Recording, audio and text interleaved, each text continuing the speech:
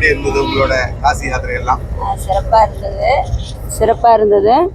எங்கள் சொந்தத்துலலாம் வந்துட்டு போனவங்கெல்லாம் கொஞ்சம் அவங்க பட்டு சிரமத்தெல்லாம் சொல்லங்காட்டி எங்களுக்கே கொஞ்சம் போயிட்டு எப்படி வருவோமோ அப்படிங்கிற மாதிரி இருந்துச்சு.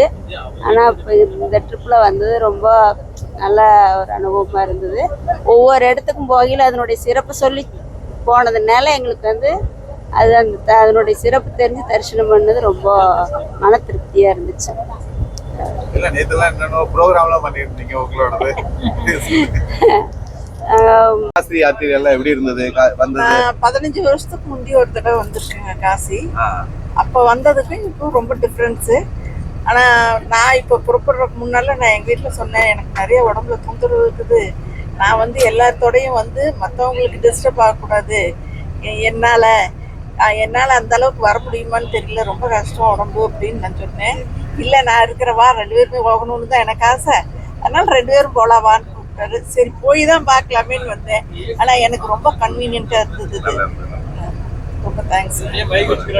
தேங்க்யூ.